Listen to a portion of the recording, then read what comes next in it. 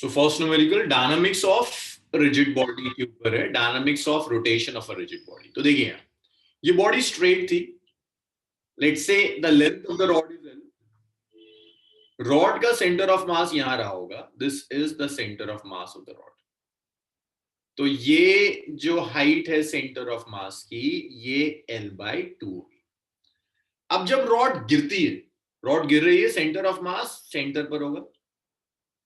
अब आपको ये देखना है ये वाली लेंथ तो अब भी L/2 है, आपको बस इतना सा चेक करना है कि ये लेंथ वर्टिकल हाइट कितनी है। ये जो वर्टिकल हाइट है ना, ये वर्टिकल हाइट एक्चुअल में कितनी है, जो मैं यहां मार्क कर देता हूं, ये वर्टिकल हाइट देखनी है आपको, ये कितनी होगी।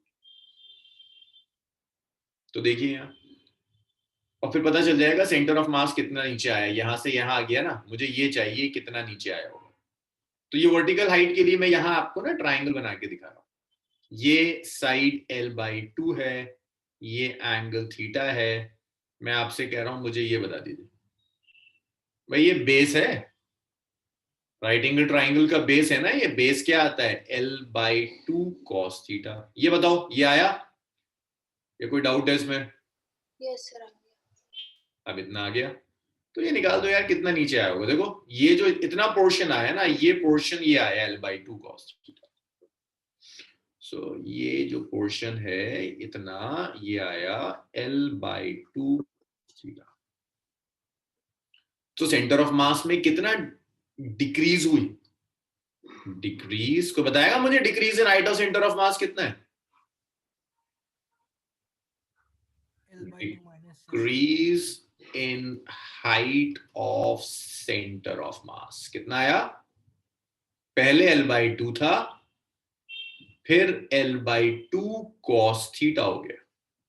तो हाइट में जो डिक्रीज आया वो आया L/2 1 माइनस cos थीटा। इतनी हाइट कम हो गई। हाइट कम होने का क्या मतलब है? पोटेंशियल एनर्जी बढ़ गई या कम हो गई? क्या लगता है आप लोगों को? कम हो गई। कम हो गई। कम हुई, गई कहां? फ्रिक्शन तो है नहीं। जब ये रॉड गिर रही है ऐसे, तो इसकी पोटेंशियल एनर्जी कम हुई, दिख रहा है। कहां गई सर? हीट में। कहां गई दोबारा? कम हुई ये दिख रहा है, लेकिन गई कहां पोटेंशियल एनर्जी? किस फॉर्म में गई होगी?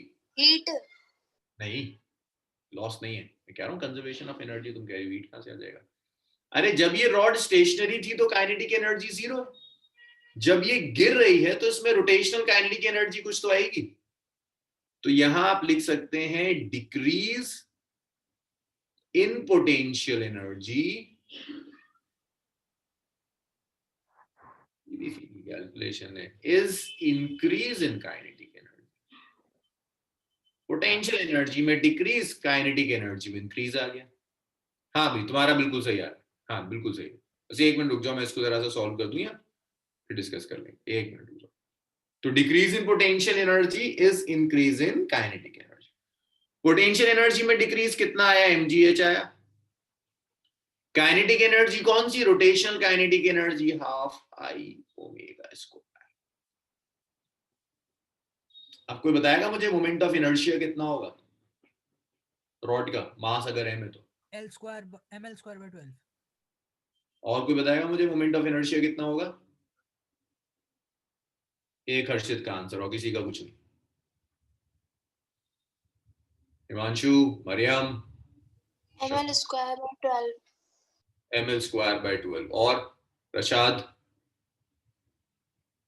Shafaq, sir ml square by 12।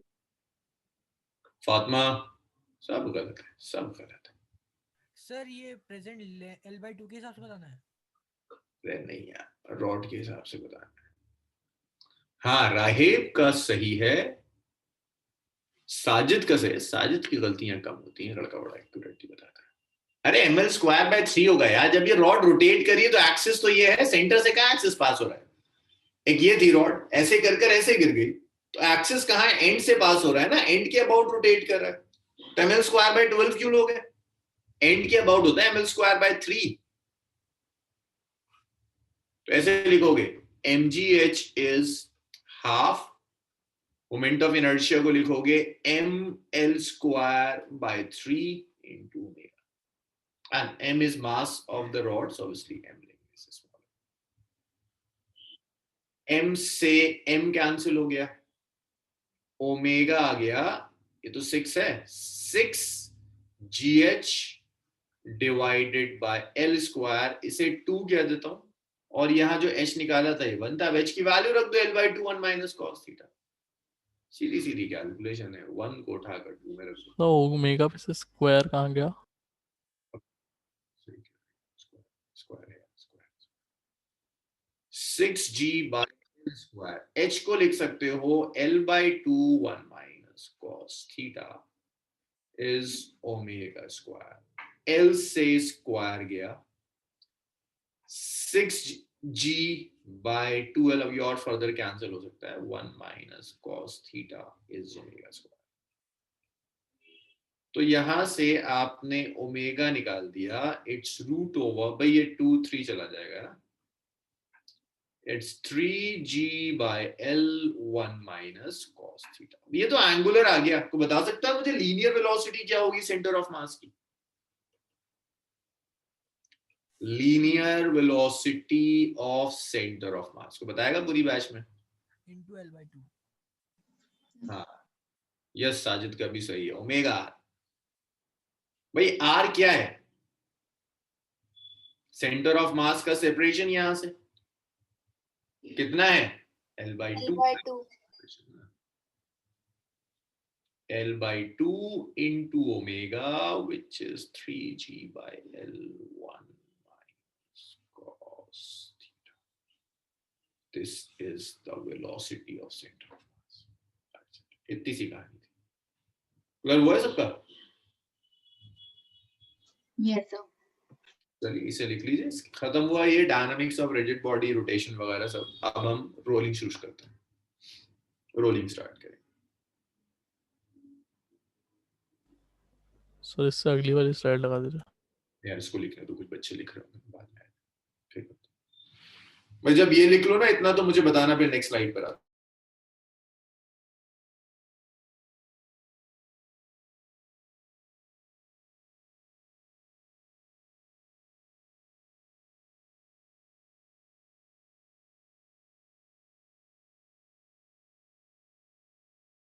भाई इतना हो जाए बताइए मुझे, नेक्स्ट स्लाइड पर आ जाए. Done, sir. Sir, 1 minute.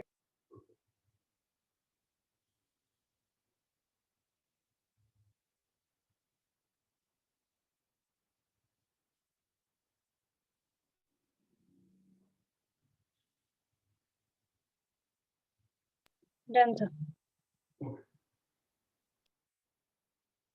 लिख लीजिए.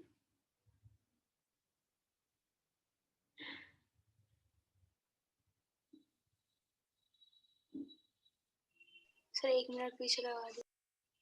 ठीक है,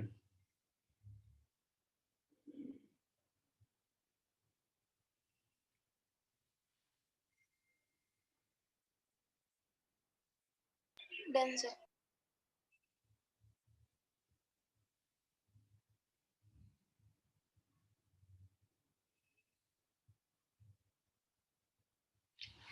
लिखिए भाई लिखिए, जल्दी जल्दी लिखिए, रोलिंग स्टार्ट करना है.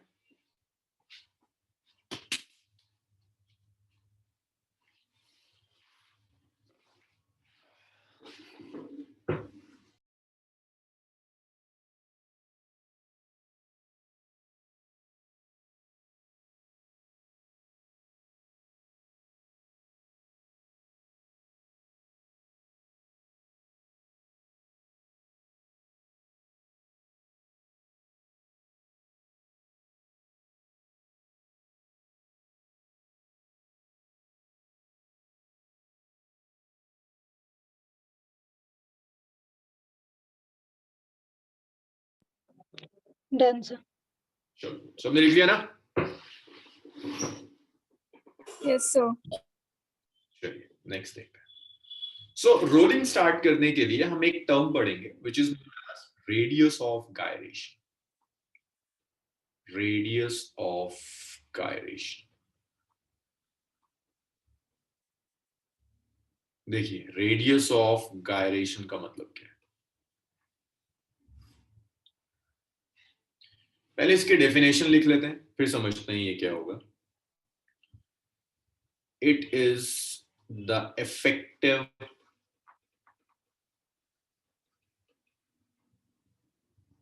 distance from the axis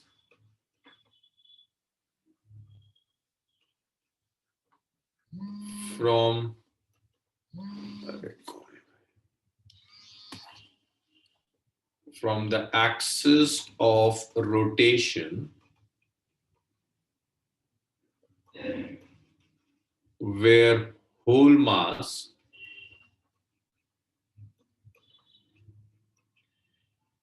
can be assumed to be concentrated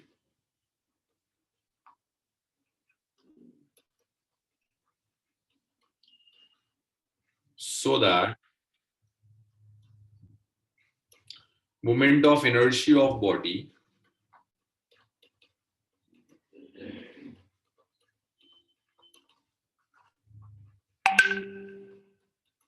is same as that of point mass about that axis. भाई समझो जरा इसका मतलब क्या होगा, रेडियस ऑफ गायरेशन का मतलब क्या है.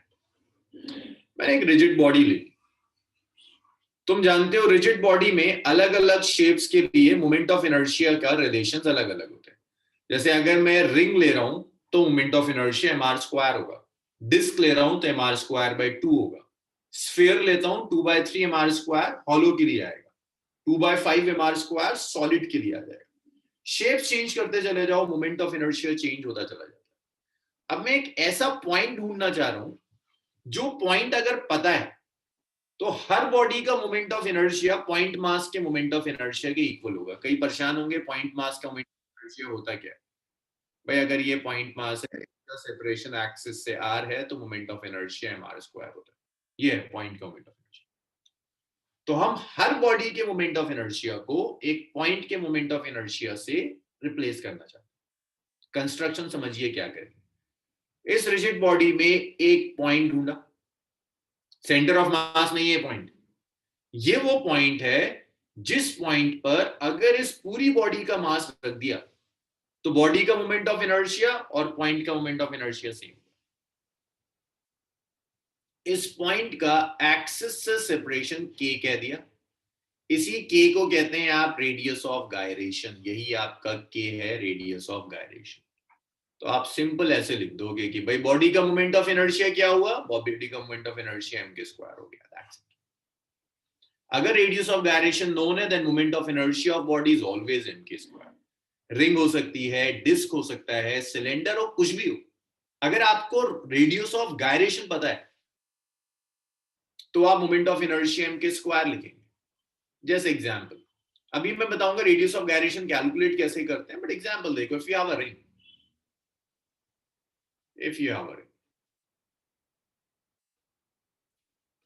तो रिंग के लिए मोमेंट रेडियस ऑफ गायरेशन आता है r के इक्वल हो जाता है.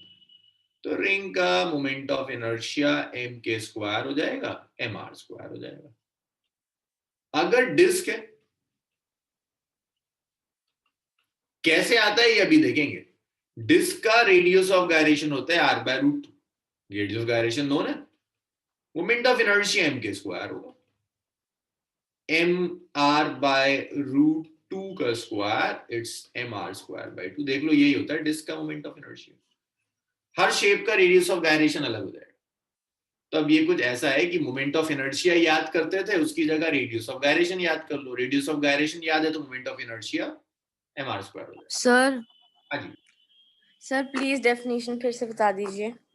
हाँ जी देखिए, ये पूरी रिजिड बॉडी है, ये रिजिड बॉडी का एक्सिस है. मैं इस रिजिड बॉडी में एक ऐसा पॉइंट ढूंढ रहा हूं जिस पॉइंट का moment of inertia rigid body के मोमेंट ऑफ इनर्शिया के इक्वल. मैं एक ऐसा पॉइंट ढूंढ रहा हूं जिस पॉइंट पर अगर मैं पूरी रिजिड बॉडी का मास रख दूं तो रिजिड बॉडी का मोमेंट ऑफ इनर्शिया और पॉइंट का मोमेंट ऑफ इनर्शिया सेम हो जाए. रिजिड बॉडी का मोमेंट ऑफ इनर्शिया है I. पॉइंट का मोमेंट ऑफ इनर्शिया आप समझते हो, अगर पॉइंट का सेपरेशन एक्सिस से के है तो पॉइंट का मोमेंट ऑफ इनर्शिया m के स्क्वायर हो जाएगा। सो ये सेपरेशन है पॉइंट का from the axis of rotation, radius of gyration, effective distance from the axis rotation where whole mass can be assumed to be concentrated, so that moment of inertia is same as that of point mass about that axis. अलग अलग shapes के लिए radius of gyration की values अलग अलग होंगी। Ring के लिए r है, डिस्क के लिए r/√2 है, मोमेंट ऑफ इनर्शिया m के स्क्वायर करके आएगा। और मुझे बताइए डाउट्स इसमें। तो मैं कह रहा था कोई एक चीज तो याद करनी पड़ेगी, या तो मोमेंट ऑफ इनर्शिया याद करना पड़ेगा या रेडियस ऑफ गायरेशन याद करना पड़ेगा। Points of inertia coincides moment of inertia. What is point of inertia, Harshit? Sir अभी जो आपने बोला इसमें पॉइंट जिसके लिए आपने m के स्क्वायर बोला अभी, भाई मोमेंट ऑफ इनर्शिया एक फिजिकल क्वांटिटी है हर्षित, है ना? और पॉइंट को मैं फिजिकल क्वांटिटी से कैसे इक्वेट करूं? आप ये कह सकते हैं पॉइंट का मोमेंट ऑफ इनर्शिया और बॉडी का मोमेंट ऑफ इनर्शिया इक्वल है, ये आप कहना चाह रहे हैं? हाँ सर ये सिर्फ वो और आपने तो लिखा है उसको ऐसा है कि पॉइंट वेलोसिटी के इक्वल है। पॉइंट नहीं, पॉइंट की वेलोसिटी किसी बॉडी की सर वो वर्ड वेलोसिटी। मिस हो गया। सर के रेडियस है।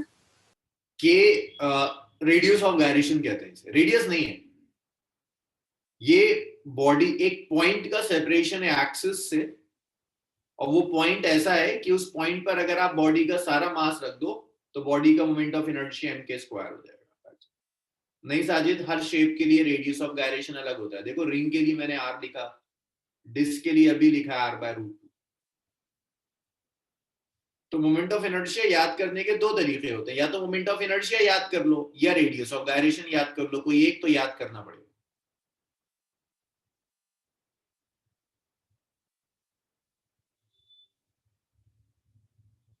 और मुझे बताइए और क्या डिस्कशन है, डाउट्स, डिस्कशंस, परेशानियां?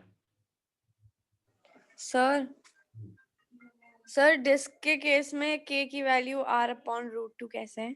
अभी आएगी, अभी आ गई, इसकी टेंशन लो। अभी कैसे आई वो नेक्स्ट स्लाइड पे गई। ओके अभी आ गई तो मोमेंट ऑफ इनर्शिया कैसे आएगा इसकी टेंशन, ये कहां से आएगी वो भी देखिए। और कोई डिस्कशन, कोई डाउट? कुछ नहीं तो स्लाइड चेंज कर दूं मैं? एक सेकंड सर। ओके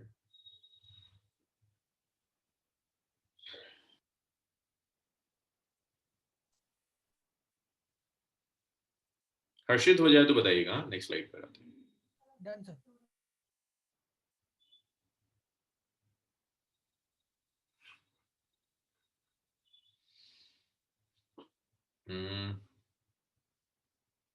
अब देखो रेडियस ऑफ गायरेशन कैलकुलेट कैसे करेंगे। मान लीजिए वो आपसे कहता है calculate radius of gyration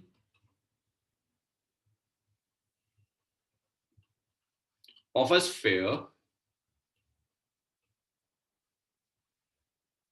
solid sphere about an axis passing through its center, passing through its center।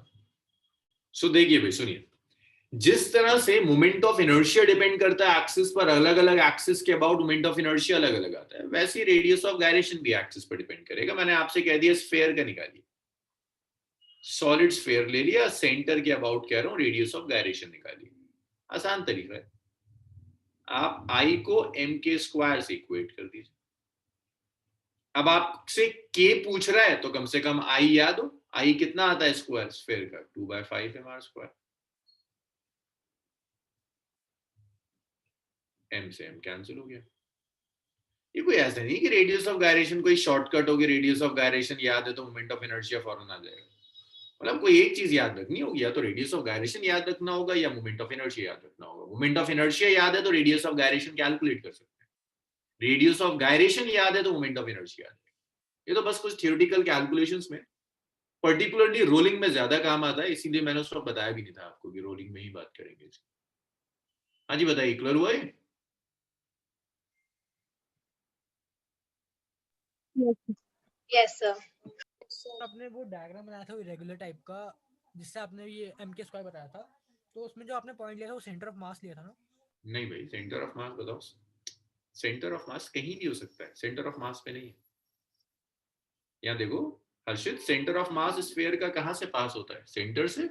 Yes sir. लेकिन क्या ये सेपरेशन सेंटर से दिख रहा है? सेंटर होता तो 0 आ जाता ना के। Yes sir, yes sir. ये तो सेंटर से कहीं सेंटर ऑफ मास नहीं लिखा हर्षित मैंने, कहीं भी देखो ढंग से देखो, पूरी डेफिनेशन में कहीं सेंटर ऑफ मास नहीं। सर तो वो पॉइंट मतलब एक यूनिक पॉइंट ही होगा या हम उसे कहीं भी ले सकते हैं? यूनिक पॉइंट होगा, जब जब उसकी यूनिक वैल्यू है तो यूनिक पॉइंट होगा। देखो मैंने कहीं लिखा है डिस्क का रेडियस ऑफ गायरेशन, मैंने लिखा r/√2। अगर आर्बिट्ररी पॉइंट होता तो मैं आपसे कहता जो दिल चाहे वो ले लीजिए, yes sir, yes sir. Fix. So it's unique. Sir जी सर के की यूनिट क्या है रेडियस ऑफ गायरेशन? और रेडियस की यूनिट क्या होती है? सेंटीमीटर या मीटर? सर तो आपने बोला था कि उस पॉइंट पे सारा मास कंसंट्रेटेड है। जी। Okay okay. और रेगुलर शेप में हमेशा वो सेंटर पे ही होता है? नहीं भाई नहीं हर्षित नहीं, देखो ये स्फीयर रेगुलर शेप है या नहीं? है सर। तुमने जरा पूरा सुनना। r√2/5 सेंटर से सेपरेशन है। Yes sir. क्या ये पॉइंट सेंटर पे आ रहा है? नहीं नहीं नहीं सर। नहीं आता, क्योंकि अगर रेडियस ऑफ गायरेशन सेंटर पर आ जाए तो k 0 हो जाएगा। हाँ सर, हाँ सर, हाँ सर। अगर k 0 तो मोमेंट ऑफ इनर्शिया 0 ना। Okay sir. सर वो जरा कंफ्यूज हो गया इन दोनों चीजों में, सर समझ में आ गया। थैंक यू बहुत वो कॉमन मिसकंसेप्शन है ना, सेंटर ऑफ मास से आदमी कंफ्यूज करने लगता है उस पॉइंट से। सेंटर ऑफ मास नहीं। सर। सर अब समझ में आ गया। ये सबसे हो गया, किसी को परेशानी नहीं, बहुत बढ़िया, खत्म हुआ ये भी। लास्ट है रोलिंग। तो वो अगर पॉइंट सेंटर पे होगा तो 0 कैसे होगा? अब बताओ, अगर आप एक्सिस आपका सेंटर से पास कर रहे हैं ना, और पॉइंट भी आपका रेडियस ऑफ गायरेशन वाला पॉइंट सेंटर पर आ गया, तो k कितना है?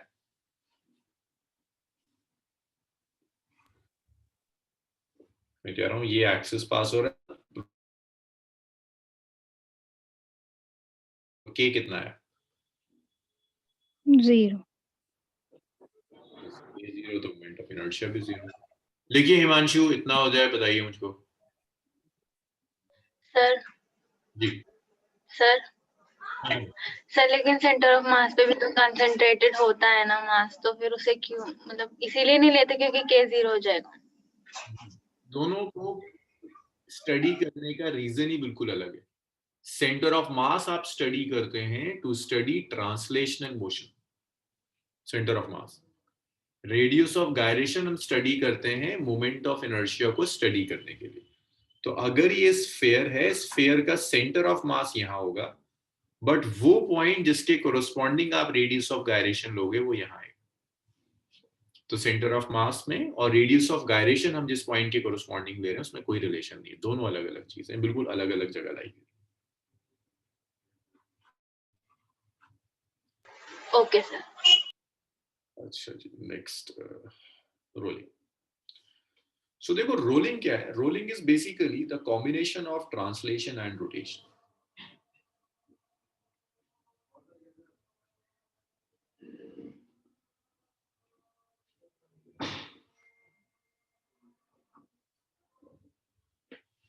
Most general motion of a rigid body is rolling. अच्छा जस्ट 1 मिनट में शुरू करते हैं क्लास। हाँ 1 मिनट के बाद में शुरू करते हैं। Okay, so rolling is most general type of motion in rigid body. ये ट्रांसलेशन और रोटेशन दोनों का कॉम्बिनेशन है। तो पिछले 1-1.5 महीने में जितना पढ़ा है हमने वो सब एक साथ अप्लाई हो जाएगा। The concept of centre of मास, कि एक रिजिड बॉडी का अगर ट्रांसलेशनल मोशन स्टडी करना है सेंटर ऑफ मास का कॉन्सेप्ट यूज करते हैं, और जो कुछ भी आपने रोटेशन में पढ़ा था उन दोनों चीजों को। सो रोलिंग में पहले हम वेलोसिटी कैलकुलेट करेंगे कि रोलिंग में वेलोसिटी कैसे कैलकुलेट करते हैं हर पॉइंट की। फिर एक्सेलरेशन स्टडी करेंगे कि अगर एक बॉडी रोल कर रही है तो कितने टाइप के एक्सेलरेशंस होंगे। फिर उसके बाद एक टर्म आएगी which is known as pure rolling. फिर प्योर रोलिंग स्टडी करना शुरू करेंगे। So velocity in rolling.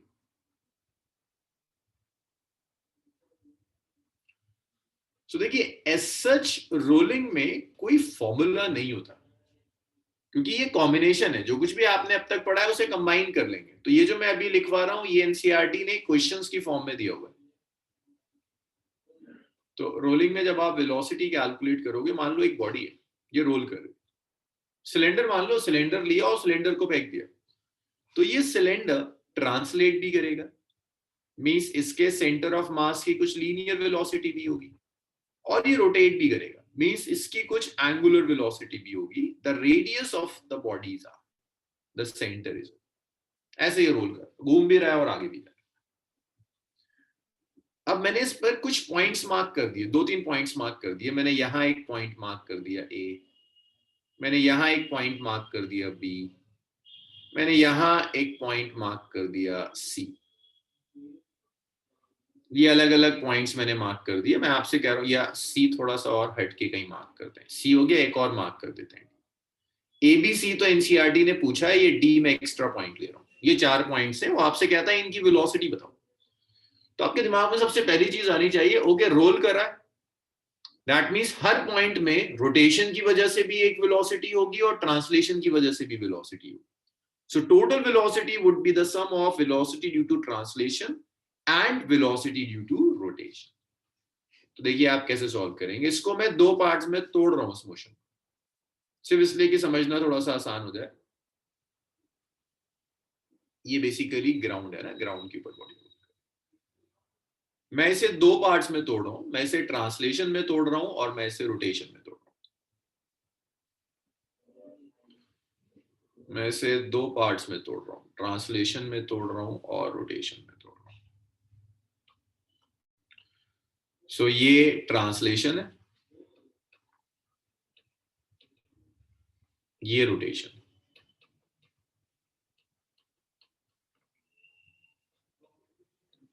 सो अगर मैं ट्रांसलेशन लूं, मुझे बता सकते हो अगर सेंटर ऑफ मास की वेलोसिटी VCM है तो इन सारे पॉइंट्स की लीनियर वेलोसिटी क्या होगी?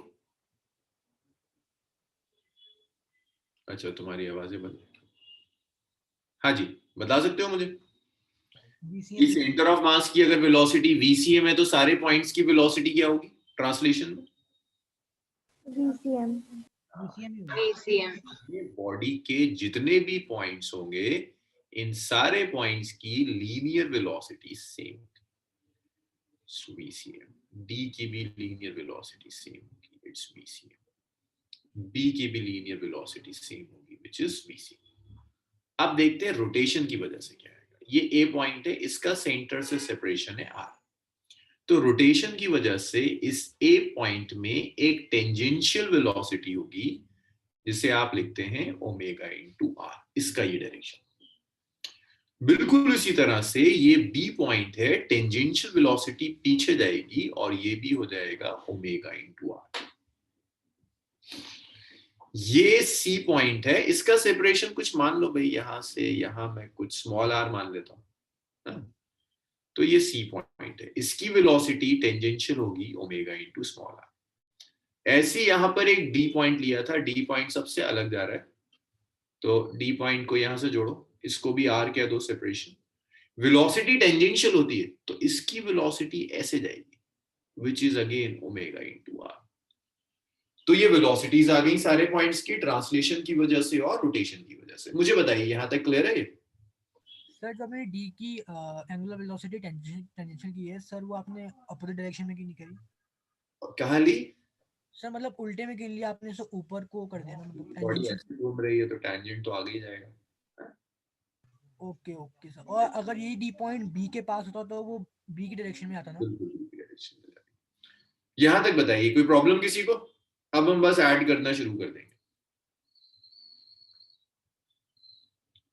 तो अब मैं लेता हूं velocity of A, point A rolling में। तो देखिए रोलिंग में वेलोसिटी क्या होगी भाई? ट्रांसलेशन की वजह से VCM थी, रोटेशन की वजह से ओमेगा R थी, टोटल आ गई VCM प्लस ओमेगा।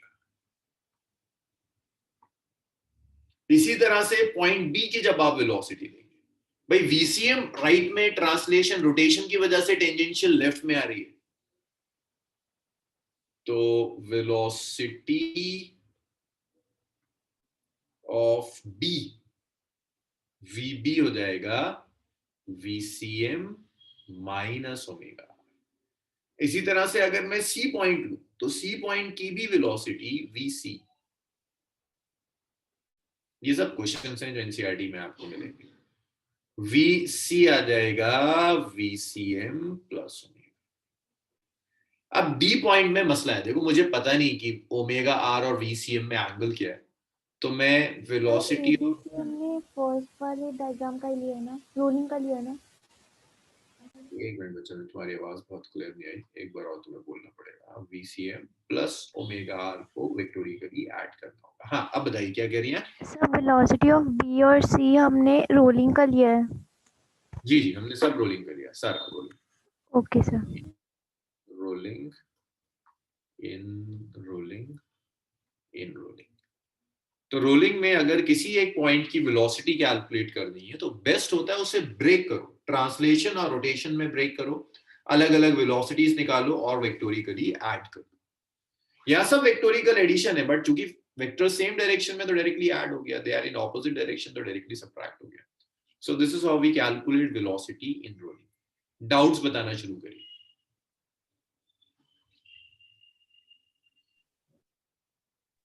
सर हमने बी में माइनस क्यों किया? वीसीएम का डायरेक्शन बताओ कहां पर है? Sir right side. Omega R. Okay sir. Sir omega R का डायरेक्शन लेफ्ट में क्यों है? रोटेट कर रहा है, ऐसे घूम रहा है ना? तो डायरेक्शन कैसा होता है? टेंजेंशियल। अगर ऐसी कोई चीज घूम रही है तो टेंजेंशियल तो लेफ्ट में ही आएगा। Oh yes sir. सर ये जो वीबी सॉरी जो पॉइंट बी है उसकी जो वेलोसिटी कम है उससे, सर तो ऐसे तो अगर हम आगे देखते रहे तो जो पॉइंट ए है वो उससे कोइंसाइड कर जाएगा, क्योंकि दोनों की वेलोसिटी सेम नहीं है ना। ए किससे कोइंसाइड कर जाएगा? सर मतलब उसकी वेलोसिटी उससे कंपैरेटिवली लो है, मतलब कम है, तो सर ए उसे एक बार कोइंसाइड नहीं कर पाएगा। ये सारे पॉइंट्स एक सिलेंडर घूम रहा है ना।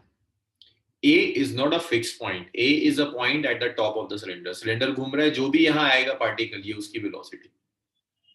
सिलेंडर घूम रहा है, जो भी पार्टिकल ग्राउंड के साथ स्ट्राइक करेगा ये उसकी वेलोसिटी।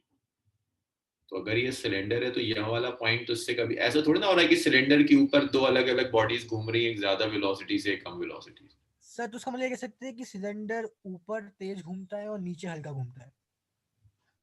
बहुत सही नहीं होगा, लेकिन हाँ फैक्ट यही है कि ऊपर वेलोसिटी ज्यादा है, जो ग्राउंड में पॉइंट है उसकी वेलोसिटी कम।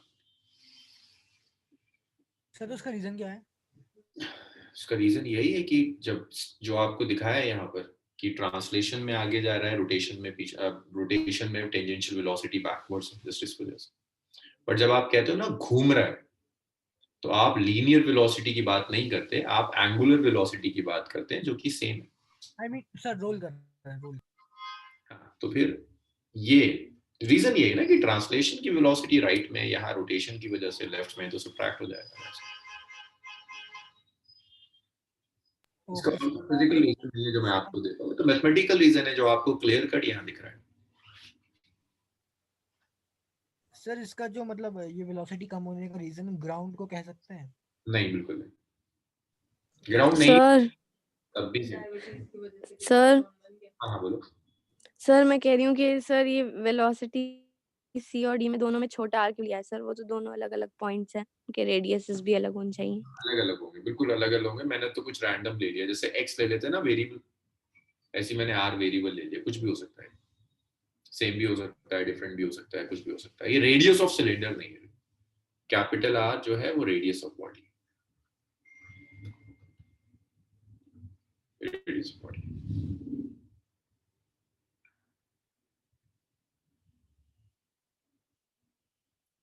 इतना लिखा आप लोगों ने, आगे बढ़े। No sir, no sir.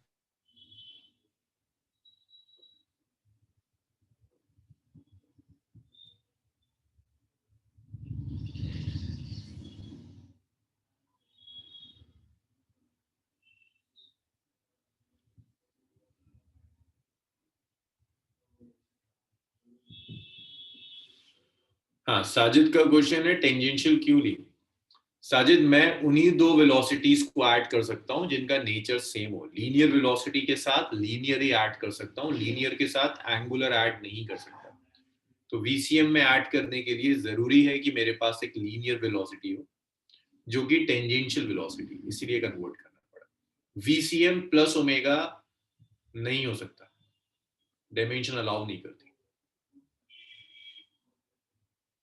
भाई रशाद, डी पॉइंट अगर आप ये लोगे, इस डी पॉइंट के पास दो वेलोसिटीज हैं, एक वीसीएम है जो ट्रांसलेशन की वजह से है, एक ओमेगा आर है जो रोटेशन की वजह से है। वीसीएम और ओमेगा आर बड़ा क्लियर दिख रहा है, they are acting in different directions, directly add नहीं कर सकते, वेलोसिटीज आर वेक्टर, इसीलिए मैंने इसे वेक्टर फॉर्म के साथ लिख के छोड़ा। अच्छा वो सॉरी सर, मैंने ऊपर एरो नहीं देखा था। चलिए भाई, इतना लिख चुके हैं आप सब लोग। हाँ, अब देखिए जरा एक्सेलरेशन कैसे कैलकुलेट करोगे एसएचएम में, सॉरी रोलिंग में। एक्सेलरेशन इन रोलिंग, अगर एक बॉडी रोल कर रही है तो ड्यूरिंग रोलिंग आप एक्सेलरेशन कैलकुलेट कैसे करेंगे। Acceleration rolling, so acceleration in rolling में ये सरफेस है,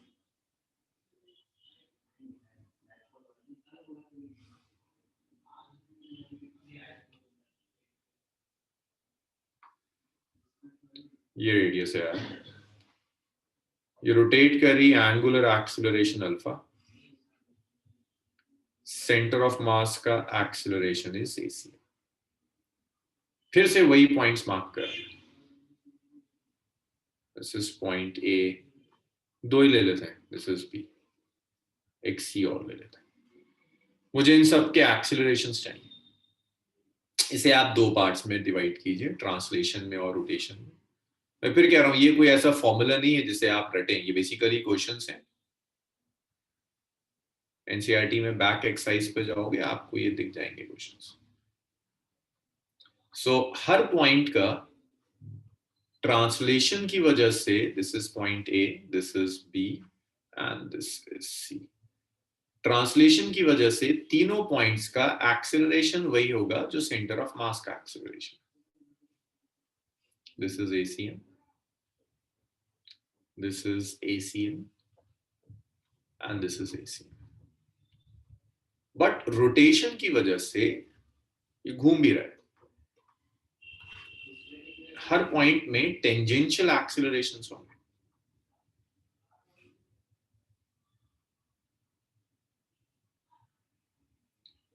हर पॉइंट में टेंजेंशियल एक्सेलरेशंस होंगे।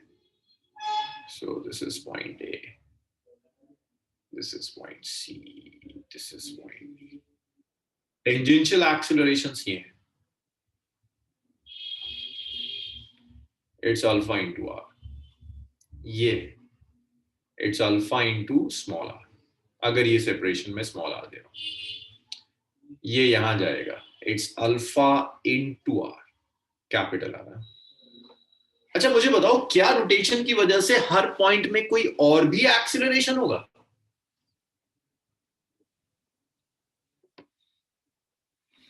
एक एक्सीलरेशन और है जो मैं मिस कर, हाँ कौन बोला? Centripetal, yes good, centripetal, very good भाई। एक सेंट्रीपिटल भी तो होगा, बॉडी घूम रही है सर्कुलर ट्रैक पर। ये पॉइंट ए, अगर सिर्फ इस पॉइंट ए को देखो तो घूमने की वजह से पॉइंट ए ओ पॉइंट के अबाउट जा रहा है, तो इसके अंदर एक सेंट्रीपिटल एक्सीलरेशन और होना चाहिए। सी पॉइंट में भी एक सेंट्रीपिटल एक्सीलरेशन होगा, ए पॉइंट में, बी पॉइंट में भी सेंट्रीपिटल एक्सीलरेशन होगा। और सेंट्रीपिटल एक्सीलरेशन एक एक्ट कहां करता है? along the radius towards the center. So ये जो मैं AC लिख रहा हूं, this is basically your centripetal acceleration.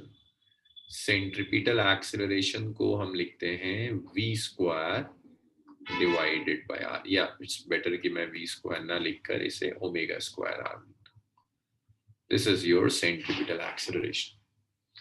अब जब तुम ऐड करोगे तो तुम्हारे पास तीन वेक्टर है ऐड करने के लिए, एसीएम राइट में, अल्फा आर राइट में, सेंट्रीपिटल एक्सीलरेशन नीचे। So acceleration of point A due to rolling. तो रोलिंग की वजह से पॉइंट ए का जो एक्सिलरेशन आएगा that is the sum of centripetal acceleration. अब देखो तीन वेक्टर्स मुझे ऐड करने पड़ेंगे, एसीएम, अल्फा आर, ये जो टेंजेंशियल एक्सिलरेशन आया, प्लस सेंट्रिपिटल एक्सिलरेशन। अब इनको ऐड करने के लिए अब तुम लोग बहुत समझदार हो गए हो, इतने टाइम से वेक्टर्स के साथ डील कर रहे हो, अब कर सकते हो। ये दोनों सेम डायरेक्शन में तो डायरेक्टली ऐड हो जाएंगे, ये उससे परपेंडिकुलर है तो यहां पैरेललोग्राम लॉ लगाना होगा। तो इसको ऐसे करते हैं, इन दोनों को पहले ऐड कर दो, ये तो डायरेक्टली ऐड हो गए, एसीएम प्लस अल्फा आर। अब एसीएम प्लस अल्फा आर में एसी ऐड करो centripetal, ACM plus alpha R और एसी एक दूसरे के परपेंडिकुलर है। जब वेक्टर्स परपेंडिकुलर होते हैं तो पैरेललोग्राम लॉ में आपने पढ़ा था it's A square plus B square, so it's root over ACM plus alpha R square plus A C square. ये एक्सेलरेशन होगा पॉइंट ए। वही बताओ, ये समझ में आया? Yes sir. Yes sir. It's ACM plus alpha R का square plus A C square. ऐसे ही अगर मैं तुमसे कहूं मुझे बी पॉइंट का एक्सेलरेशन बताओ, मैं आप लोगों को ना म्यूट कर रहा हूं, मुझे जरा सा बी पॉइंट का एक्सेलरेशन प्लीज लिखकर दिखा दो, इसमें चैट रूम में लिखकर दिखाइए क्या आएगा। फाइनल एक्सप्रेशन इस तरह से क्या आएगा, ये मत लिख देना है, तो मुझे पता ही है, मैं लिख देता हूं अगर ये लिखवाना चाह रहा हूं मुझसे, ये तो मैं खुद लिख देता हूं, ACM plus vector sum of alpha R plus vector sum of AC. जरा बता दो मुझे ये कैलकुलेट कर कर आएगा क्या, चैट रूम में लिखो।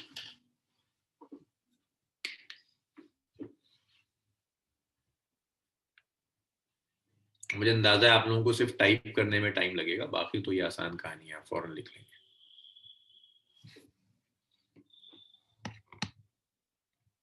करिए इसे, 2-3 मिनट लगेंगे आपको, मैं वेट कर रहा हूं, करिए।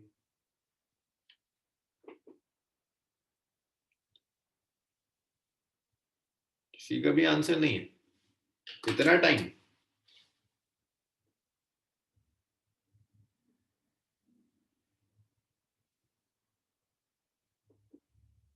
अरे गुड, राहिब का आंसर सही है, वेरी गुड। साजिद का भी सही आया, गुड। आसिया का गलत है। आसिया जरा देखो, डायरेक्शन देखो, एसीएम और अल्फा आर का डायरेक्शन देखो, वेरी गुड। हर्षित का भी सही आ रहा है।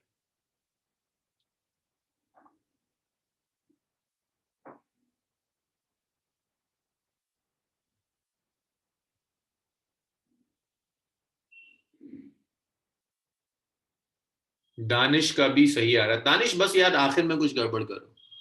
फातिमा का भी सही है, दानिश कुछ गड़बड़ कर रहा है। दानिश तुम आखिर में जाकर थोड़ी सी गड़बड़ कर रहे हो, या तो शायद टाइपिंग में इश्यूज है, या तो इश्यूज टाइपिंग में आ रहा है कुछ। हाँ आसिया, इसके आगे भी तो कुछ होगा बच्चे, एसी भी तो है, एसी कहाँ गया? हाँ अलीना का बिल्कुल सही है, बहुत बढ़िया। चलो मेजॉरिटी का सही आ रहा है। ठीक है आसिया, अब सही है, अब सही है। देखो एसीएम और अल्फा आर ऑपोजिट डायरेक्शंस में ना, तो simply ACM minus alpha R का स्क्वायर प्लस सेंट्रिपिटल एक्सीलरेशन का स्क्वायर।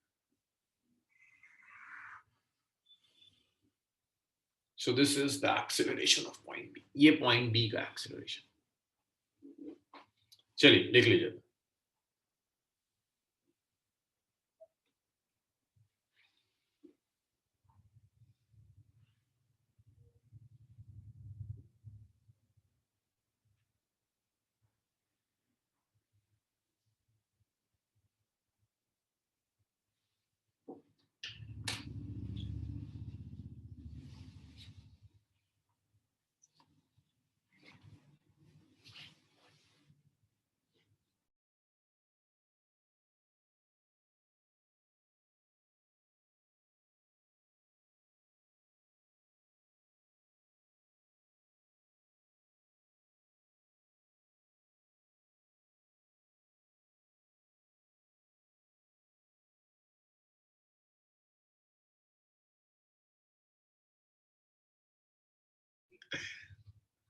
चलो वेरी गुड, सबने लिख लिया। मैं रब कर दूं इसे?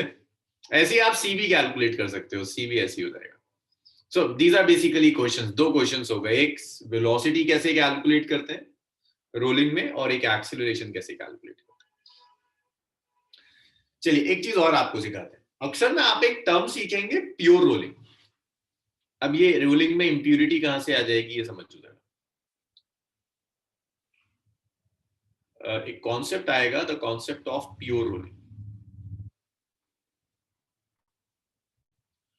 So pure rolling is basically a mathematical concept. आगे से जब भी मैं रोलिंग लिखूंगा that means pure rolling. Pure rolling का मतलब है कि ट्रांसलेशन से और रोटेशन से सेम कंट्रीब्यूशन आ रहा है। अभी बता रहा हूं मैं कंट्रीब्यूशन से मेरा क्या मतलब है।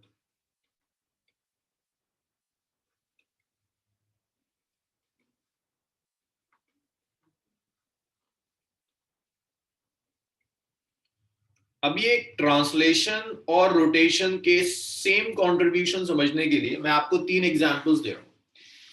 पहला एग्जांपल है, एक कार है, बिल्कुल एक जो रोड होता है, कंक्रीट के रोड के ऊपर रोल कर रही है। टायर रोटेट सिर्फ ट्रांसलेट नहीं करता। कंक्रीट का एक रोड है, बढ़िया रोड बना हुआ, हाईवे के ऊपर एक कार जा रही है। एक ये मोशन है कार का। एक मोशन ये है कि कार पर ब्रेक्स लगा दिए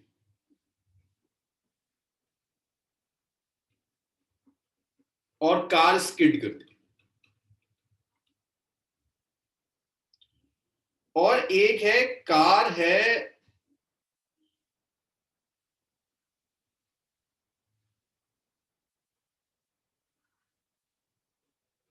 कार का टायर सैंड में फंस जाता है, या कार किसी मड में या सैंड में मूव कर रही है। ये 3 केसेस है। और कोई ऐसा केस नहीं है जो आप विजुअलाइज न कर पाओ, वरना मैं आपको एनिमेशन दिखा देता, लेकिन ये तीनों केसेस आप सोच सकते हैं। मुझे बताइए किस केस में आपको लगता है कि जितना टायर में ट्रांसलेशन की वजह से डिस्टेंस आएगा उतना ही रोटेशन की वजह से आएगा। किस केस में लगता है आपको? Case 1, case 2, case 3। ट्रांसलेशन और रोटेशन किस केस में आपको लगता है कि इक्वल होगा? अच्छा, कहीं नहीं लगता। सामिया को कुछ लगा, सामिया को सही लगा। सामिया के अलावा किसी को कुछ नहीं लगता। हुदा का गलत है, साजिद का गलत है, हर्षित का सही है, आसिया का ठीक है। अच्छा, बड़े मिक्स्ड आंसर्स हैं, मैं एक्सपेक्ट नहीं कर रहा था भाई। पहली सुनो सुनो सुनो, जब कार का टायर एक कंक्रीट रोड पर मूव कर रहा है तो जितना टायर रोटेट करेगा उतना ही ट्रांसलेट भी करेगा।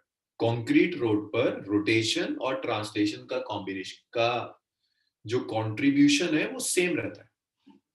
लेकिन अगर आपने ब्रेक्स लगा दिए तो कार स्किड करती है। स्किड करने का मतलब है रोटेट कम कर रहा है टायर, ट्रांसलेट ज्यादा कर रहा है। भाई स्किड करने का क्या मतलब है? कम रोटेट हुआ, आगे घिसटता हुआ चला गया। तो जो सेकंड लगाया ना मैंने, ब्रेक जब अप्लाई करे कार स्किड कर रही है, इसका मतलब है ट्रांसलेट ज्यादा कर रहा है टायर, रोटेट कम कर रहा है। और अगर सैंड में, रेत में या मिट्टी में टायर फंस जाता है तो टायर के साथ होता क्या? रोटेट ज्यादा करता है, आगे कम जाता है। ऐसे होता है ना, अगर सैंड में फंस जाए गाड़ी तो रोटेट कर रहा होता है, ये आगे जाएगा भी तो आगे कम जाएगा, रोटेट ज्यादा करता है। तो ये 3 तरह के केसेस बनते हैं। हमें पढ़ना है प्योर रोलिंग। भाई अब समझ में आया कंट्रीब्यूशन से मेरा क्या मतलब है? एग्जैक्ट कंट्रीब्यूशन में मैथमेटिकली आपको दिखा दूंगा मेरा क्या मतलब है कंट्रीब्यूशन से। बट ये इंड्यूशंस डेवलप होने बहुत जरूरी है। इन्हीं इंड्यूशंस को लेकर हम आगे जाएंगे, काफी कैलकुलेशंस करेंगे। भाई अब जिन लोगों के गलत आ रहे थे आंसर, समझ में आया ये?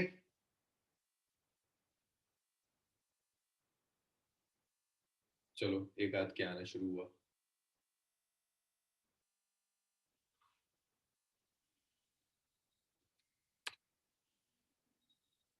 जी जी, इक्वल में एग्री टू।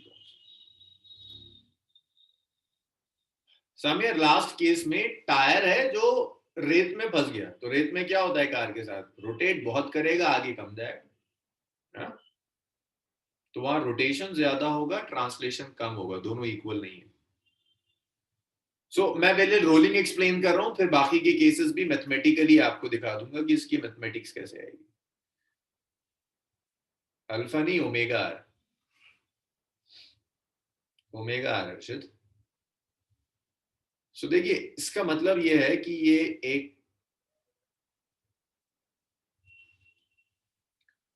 जिसको दिखाने के लिए मुझे एक बॉटल चाहिए, रुको यार, कहाँ गई बॉटल?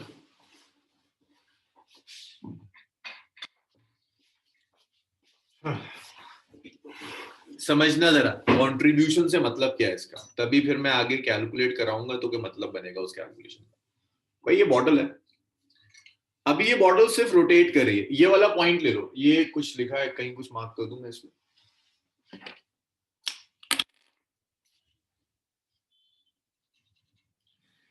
बॉटल पे मैंने ये पॉइंट मार्क कर दिया और बॉटल का रेडियस मान लो रेडियस इज आर, ये सिर्फ रोटेट कर रही है। एक पूरे रोटेशन के बाद इस पॉइंट ने कितना डिस्टेंस कवर किया होगा, लिखना जरा चैट रूम में। सिर्फ रोटेट कर रही है, इस पॉइंट ने कितना डिस्टेंस कवर किया होगा, 2 पाई आर है ना, सरकमफेरेंस के इक्वल, बहुत बढ़िया, 2 पाई आर।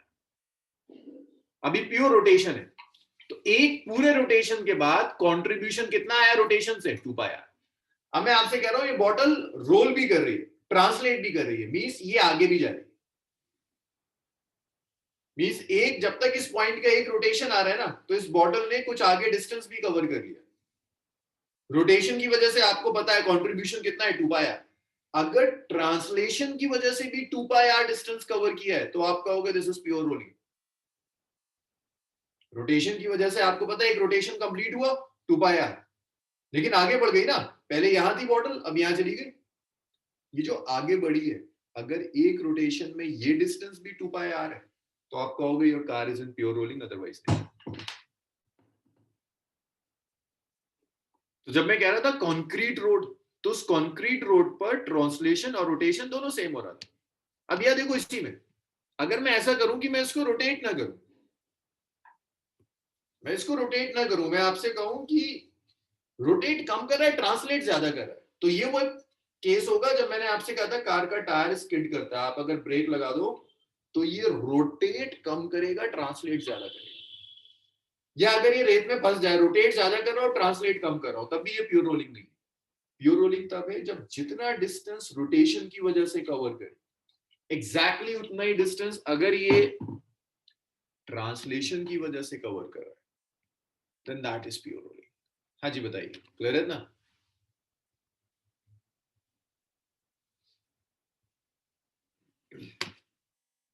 चलो ये समझ में आया। सो मैं इस कार ये टायर या जो भी बॉडी है रोल कर, it could be a cylinder, sphere, कुछ भी हो सकता है, इस पे मैंने एक पॉइंट मार्क कर दिया है। एक पूरे रोटेशन को मैं दिखाना चाह रहा हूं, तो एक पॉइंट बीच में एक आया होगा जब ये पॉइंट ऊपर आ गया होगा ना, बीच में कहीं आया होगा जब ये पॉइंट ऊपर आ गया होगा, फिर यहां रोटेशन कंप्लीट हुआ जब ये पॉइंट नीचे आ गया।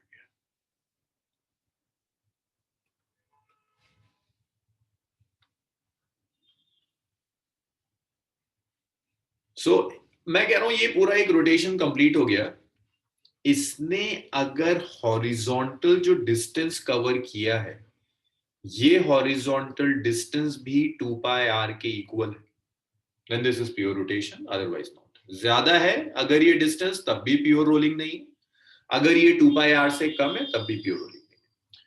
प्योर रोलिंग तभी होगा जब ये exactly equal to 2 pi R. So in time period t,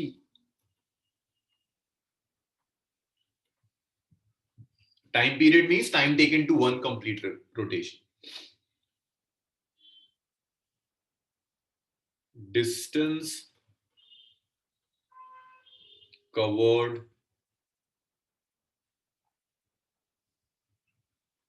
is 2 pi r। तो मैं ऐसे लिख सकता हूं जो डिस्टेंस कवर किया that is 2 pi r।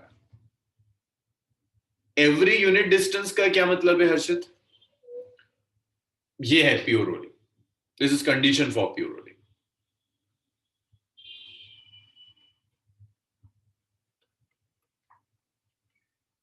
This is for pure rolling. अब मैं अगर दोनों साइड टाइम से डिवाइड करूं, दोनों साइड में टाइम से डिवाइड कर रहा हूं, तो s by t, distance covered by centre of mass, is velocity of centre of mass. 2 pi by t is omega into r। भाई ये जो है this is velocity of centre of mass ना, distance travelled by centre of mass by time.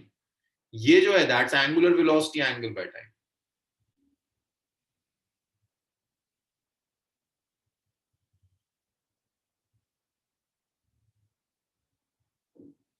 हाँ half में बिल्कुल बिल्कुल linearly जाएगा, बिल्कुल जाएगा, बिल्कुल जाएगा हर्षित। VCM इज ओमेगा,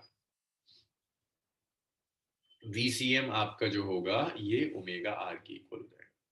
ये रिलेशन सिर्फ तब ट्रू होगा, ट्रू ओनली इन जी लीनियर बोला हर्षित, प्योर रोलिंग।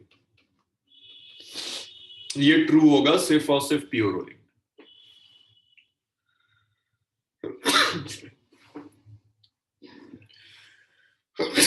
ये सिर्फ ट्रू होगा प्योर रोलिंग। अगर प्योर रोलिंग नहीं है तो आप इसे यूज नहीं कर सकते।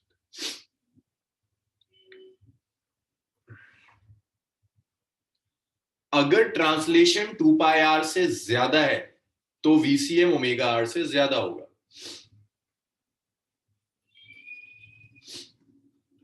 If VCM is greater than omega r means displacement is greater than omega r। इसका एग्जाम्पल है when car skid, जब कार स्किड करेगी तो रोलिंग नहीं है, ट्रांसलेट ज्यादा करेगा, रोटेट कम करेगा। एक और नोट देखो, अगर मैं लिखता हूं if VCM is less than omega r तो displacement less than omega R नहीं 2 pi less than 2 pi R, तो S is less than 2 pi R. इसको आप लिख सकते हो when car is in tire of car is inside।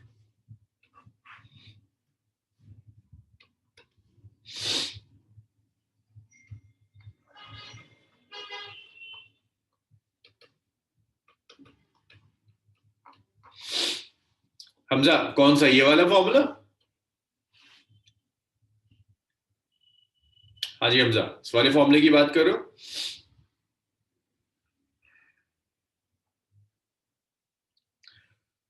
भाई अभी जो मैंने आपको बॉटल घुमा के दिखाया था कि प्योर रोलिंग का मतलब है जब बॉडी एक रोटेशन कंप्लीट कर ले, एक रोटेशन में तो सरकमफेरेंस के इक्वल होता है डिस्टेंस।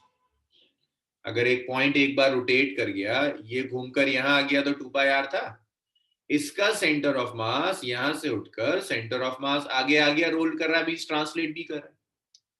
अगर सेंटर ऑफ मास ने भी जो डिस्टेंस कवर किया है वो डिस्टेंस 2 पाई आर है, सेंटर ऑफ मास ने भी जो डिस्टेंस कवर किया है वो डिस्टेंस 2 पाई आर है, अगर तो आप इसे प्योर रोलिंग कहो।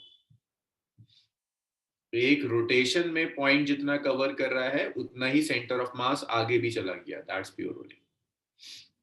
अब एक रोटेशन में जो टाइम लगता है उसे कैपिटल टी कहते हैं। वेलोसिटी के लिए मैंने दोनों साइड टाइम से डिवाइड कर दिया, डिस्प्लेसमेंट बाय टाइम वेलोसिटी होता है, 2 pi by T angular velocity होता है, तो VCM ओमेगा आर। हाँ जी बताओ, क्लियर हुआ ये? चलिए भाई इतना लिख लीजिए, फिर कुछ और केसेस देखते हैं।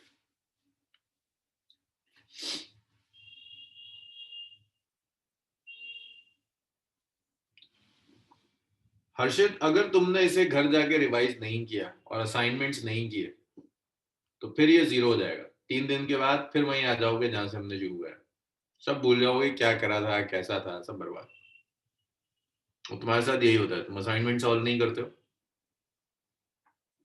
तुम्हें क्लास के 2 दिन तक तो याद रहता होगा, उसके बाद कुछ याद नहीं रहता।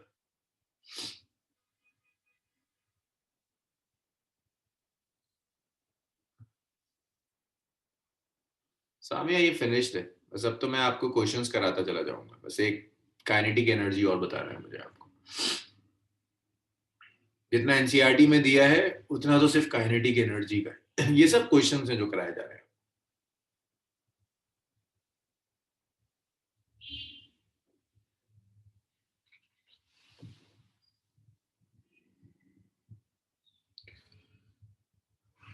चलिए भाई ये हो गया। अब देखो जरा, ये देखो जरा इसको, बी पॉइंट की वेलोसिटी कितनी थी? VCM minus omega R. Predict कर सकते हो? अगर मैं इसे कह रहा हूं प्योर रोलिंग है तो वेलोसिटी कितनी हो जाएगी बी पॉइंट की? Yes,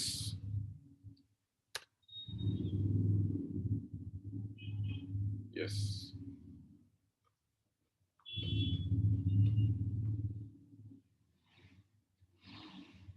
pure rolling. तो प्योर रोलिंग में बी पॉइंट की velocity is VCM minus omega R थी। प्योर रोलिंग में आप जानते हो VCM कितना होता है? ओमेगा, अभी प्रूफ करा है। तो जब आप सब्स्टिट्यूट करोगे तो बी पॉइंट की वेलोसिटी आ जाएगी, it's omega R minus omega R gets cancelled out, B point की velocity is, so this is the velocity of point B in pure rolling. So pure rolling में जो भी point ground के साथ लगेगा उसकी वेलोसिटी 0.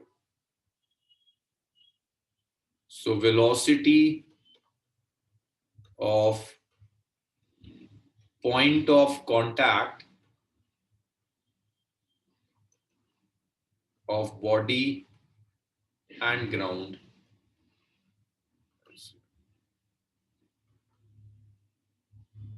हर्ष, इसका प्रैक्टिकली मतलब ये हुआ कि अगर एक बॉडी रोल कर रही है तो जो भी पॉइंट घूमकर ग्राउंड के साथ कांटेक्ट में आएगा उसकी वेलोसिटी 0 होगी, ये कहीं नहीं जा रहा।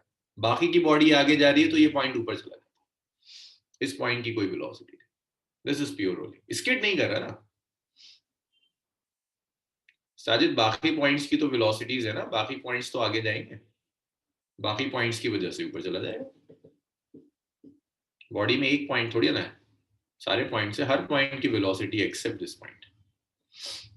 ये पॉइंट्स आगे, ये आगे खींच के लेके जाएगा सर। ग्राउंड जब तक कुछ मेंशन ना हो, that means frame of reference is always ground. हर चीज को आप ग्राउंड की रिस्पेक्ट में देखो। अरे भाई इससे क्यों परेशान हो रहे? इस पॉइंट की तो वेलोसिटी है ना। ग्राउंड पे खड़े वाले को ये तो आगे जाता हुआ दिखेगा, जब ये आगे जाएगा तो ये ऊपर उठ जाएगा, फिर जो कांटेक्ट में आया उसकी वेलोसिटी 0। सब कनेक्टेड है। ऐसा तो है नहीं कि यार पार्टिकल अलग हो, अगर पार्ट्स अलग होते तो ये रुक जाता। सब एक दूसरे से कनेक्टेड है, इसको खींचेगा। इसे लिख लीजिए, it's an important 1 marker question on pure rolling.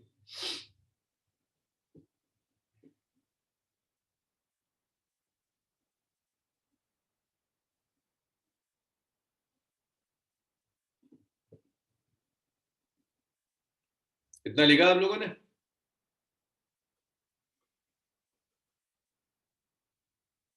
चलो गुड, लिख लिया सबने। नेक्स्ट देखिए,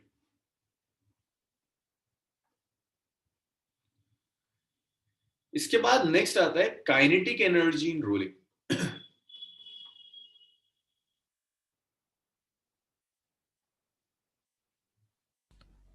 देखिए सर जी अर्षद, सर इसमें जैसे वीबी पे 0 हो गया था तो एक टाइम पे ए पे भी तो 0 ही हो जाएगी ना वेलोसिटी। बी का मतलब है वो पॉइंट जो ग्राउंड के साथ कांटेक्ट में। पॉइंट वो नहीं कि बॉडी का आपने एक पॉइंट मार्क कर दिया, ये घूम रही है, जब भी जो पॉइंट ग्राउंड के साथ कांटेक्ट में आएगा वो बी है। सर ये सर अच्छा सर ए भी बी हो जाएगा जब वो कांटेक्ट में आएगा।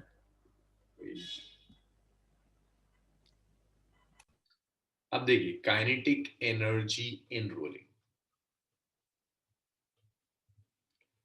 सो अगर एक बॉडी रोल कर रही है और आपको उस रोलिंग बॉडी की काइनेटिक एनर्जी कैलकुलेट करनी है, तो रोलिंग में जब आप काइनेटिक एनर्जी कैलकुलेट करोगे, सो दैट्स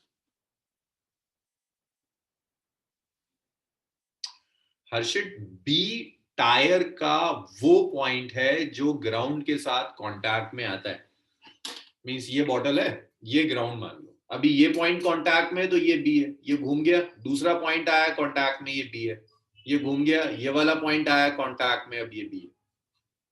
सो बी वो पॉइंट है जो कि बॉडी का वो पॉइंट जो जब भी ग्राउंड के साथ कांटेक्ट में आएगा, दैट इज बी।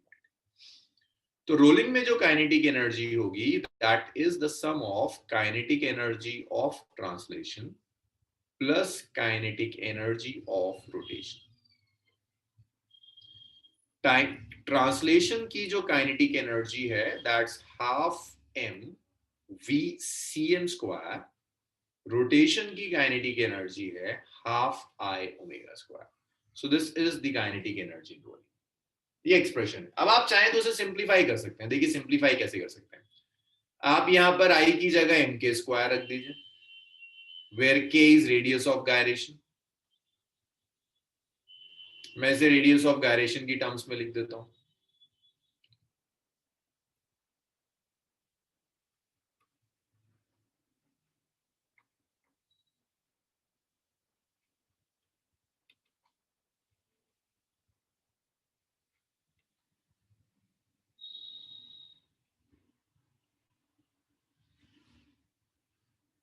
I की जगह mk स्क्वायर रख दीजिए, ओमेगा की जगह आप वैल्यू सब्स्टिट्यूट कर दीजिए. ओमेगा की जगह VCM by R रख दीजिए. So that is equation number 1. This is 2 and this is 3. So 2 और 3 को 1 में रख दीजिए. तो जब आप 2 और 3 को 1 में रख देंगे, so kinetic energy in rolling is half mVCM square plus half moment of inertia is I, which is mk square omega VCM square by R square. So अगर अब मैं यहां पर कुछ कॉमन लूं, like this is half mVCM square मैं common ले जाता हूं, तो ये बच जाएगा 1 plus k square by R square. So this is the kinetic energy in rolling. अगर एक बॉडी रोल कर रही है तो उसकी काइनेटिक एनर्जी ये आएगी half mVCM square 1 plus k square by R square. तो यहां से आप निकाल सकते. बट याद रखिएगा ये रिलेशन तो हर तरह के रोलिंग के लिए वैलिड है, बट ये तभी वैलिड है जब प्योर रोलिंग हो.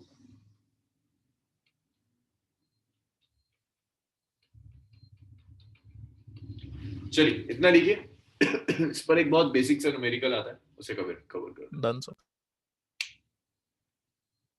सब लिख लो इतना. इस पर एक एनसीईआरटी में सॉल्व एग्जांपल दिया है, तो अक्सर होता है वो रोलिंग के नाम पर वही दिख जाता है.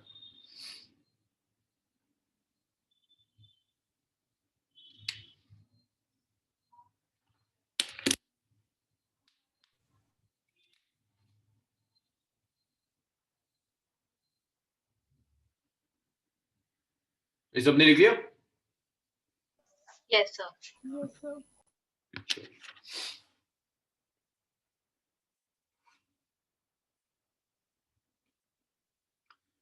So क्वेश्चन है a sphere and a cylinder. अगर कुछ ना गिवन हो ना तो सॉलिड लिया करो. Rolls down an inclined plane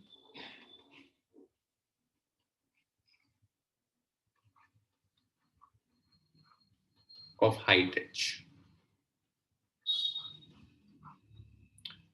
Compare their velocities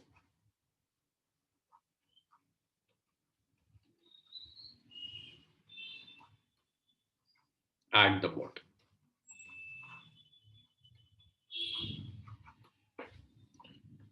So ये कुछ ऐसा दिया हुआ है, आपको एक इंक्लाइन प्लेन दिया है.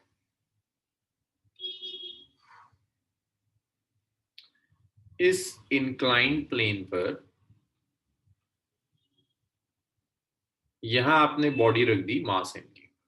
ये कुछ भी हो सकता है, सिलेंडर हो सकता है, स्फीयर हो सकता है एग्जाम में आपको रिंग दे दे या डिस्क दे दे, कुछ ऐसा जो रोल कर सकता है. हाइट इज h और ये रोल करते करते यहां, तो जब ये ऊपर से नीचे आएगी तो इसकी पोटेंशियल एनर्जी काइनेटिक एनर्जी में कन्वर्ट हो जाएगी.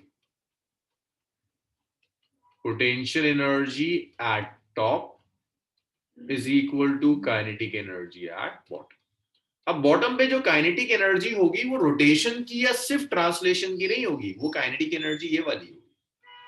तो एक काम करो जरा, इस पोटेंशियल एनर्जी को इस काइनेटिक एनर्जी से इक्वेट करो और मुझे बताओ वेलोसिटी कितनी आ रही है. पोटेंशियल एनर्जी mgh होती है, काइनेटिक एनर्जी ये रहा VCM. कैलकुलेट करके दिखाओ मुझे, एक एक का आंसर दिखे. अब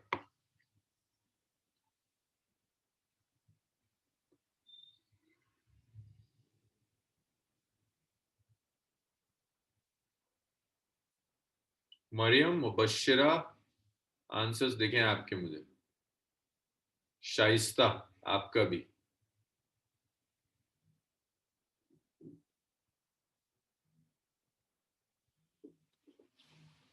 अच्छा जी। हर्षद, ये किसके लिए निकाल दिया?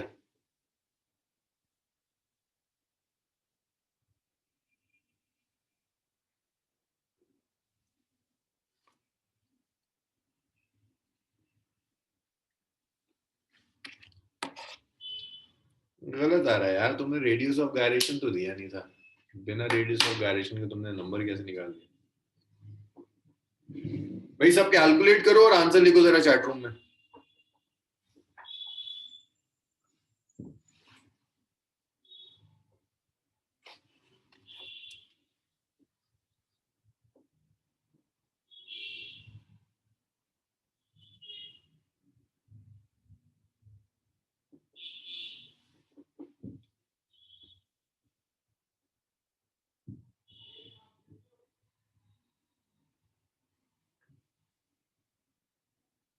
आंसर्स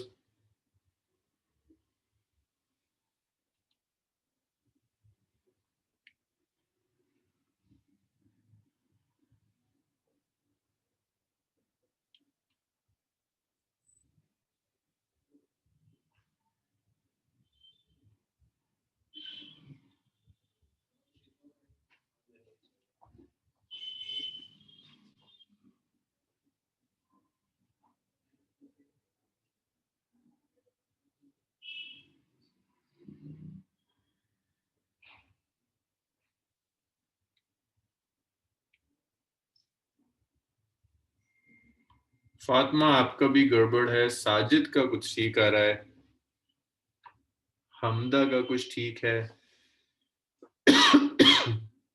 अलीना, मैंने शेप का ही नाम नहीं लिया तो आपने के की वैल्यू कैसे रख दी?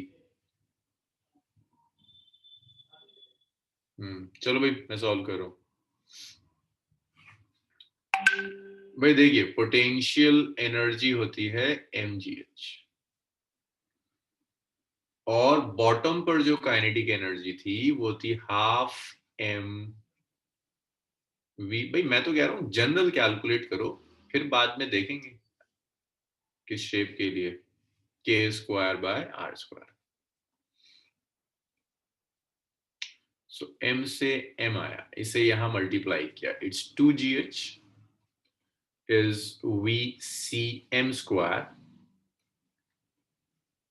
k square. तो आप लिख सकते हो ना यार कि vcm स्क्वायर कितना आ जाएगा, 2gh by 1 plus k square by r square. vcm निकाल दिया।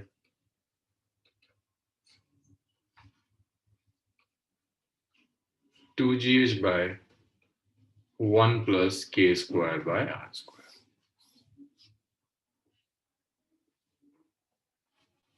ये वेलोसिटी आ गई आपकी।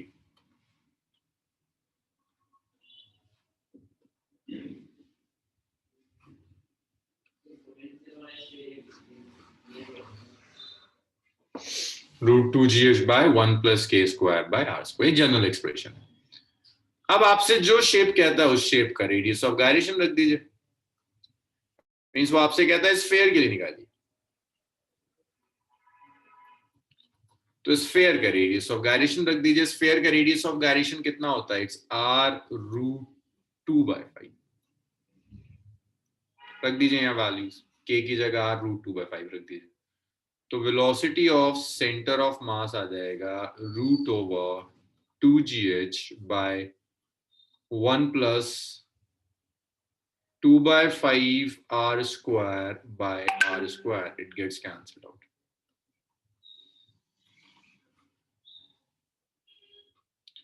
So 2gh by 1 plus 2/5। सो ये आ जाएगा √2gh बाय 7/5। तो ये 5 ऊपर चला जाएगा। Velocity of centre of mass आ गया √10gh बाय 7। ये स्फीयर के लिए। अगर आप इसी को सिलेंडर के लिए करना चाहते हैं, सिलेंडर के लिए रेडियस ऑफ गायरेशन होगा r/√2, सॉलिड सिलेंडर का वही आता है जो डिस्क का होता है, आप सब्स्टिट्यूट कर दीजिए। तो जब आप velocity of centre of mass लोगे, it's √2gh by 1 plus k square था, इसका स्क्वायर कर दो, r²/2 r²।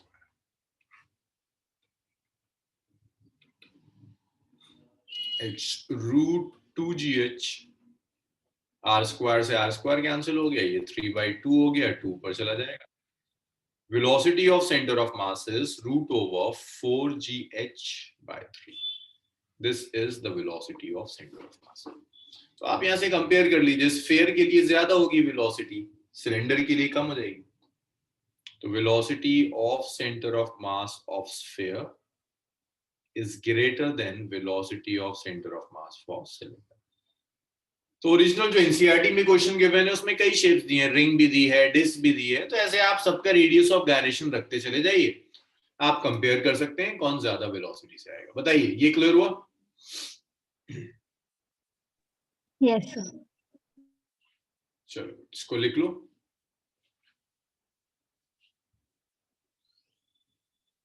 Done sir. सबको लिख लो, लिख लो, सब लिख लो।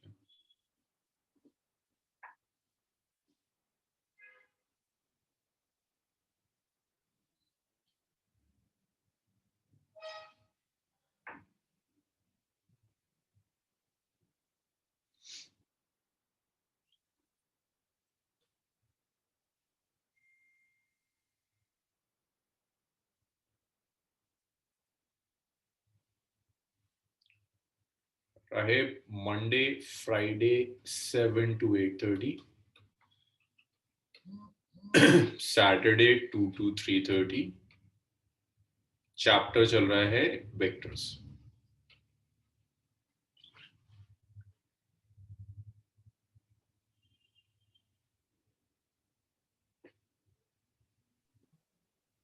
Sir next.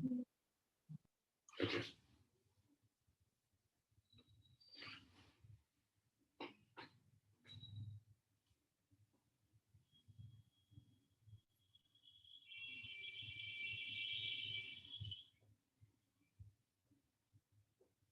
Sir chapter complete हो गया? केसेस और हैं जो एनसीईआरटी ने थ्योरी में नहीं दिए, कल मैं कंप्लीट कर दूंगा उसे, लेकिन न्यूमेरिकल यूज करने के लिए आने चाहिए आपको। Okay sir. अगर साम्या कुछ भी मेंशन नहीं है ना तो आप उसे प्योर रोलिंग ले सकते हैं, सिर्फ इस वजह से। Okay sir. सर और ये 2GH कैसे आया था सर? 2mgh की जगह ये 2GH। Yes sir. m से n कैंसिल हो गया, 2 यहाँ मल्टीप्लाई हो गया। ओ अच्छा सर, अच्छा। सर मेरा भी क्वेश्चन था। जी हर्षित भाई। सर जब आपने स्टार्ट किया था ना ये रोलिंग, तो आपने जो फिगर बनाया था ट्रांसलेशन ABCD जो पॉइंट्स लिए थे सर, तो जो उसमें पॉइंट C होगा जो क्या था वो सिलेंडर के बीचों बीच होगा और A और B किनारे होंगे सर, तो उसकी स्पीड ज्यादा होगी ना कंपैरेटिवली? क्यों? सर हमने वो तो पढ़ा था, क्या कहते हैं, I1 ω1 = I2 ω2, उस हिसाब से रेडियस कम होगा तो एंगुलर स्पीड ज्यादा होगी। उसके लिए कंडीशन क्या थी Harshit? Sir Angle F net 0 होगा, मतलब टॉर्क 0 होनी चाहिए, टॉर्क 0 होगा, सॉरी। लेकिन यहाँ टॉर्क एक्ट कर रही है इसीलिए रोटेट कर रहा है, इसीलिए यहाँ एक्सीलरेशन भी आएगा। तो और सर एक और क्वेश्चन था सर, एक और क्वेश्चन था वो लॉजिक आपका यहाँ एक्ट नहीं करेगा। Okay sir. सर जैसे कोई टायर रोटेट करता है हम्म। सर, जो उसका जो बाहर का जो सर्कमफ्रेंस होता है, मतलब जो बेसिकली जो रबर का टायर होता है और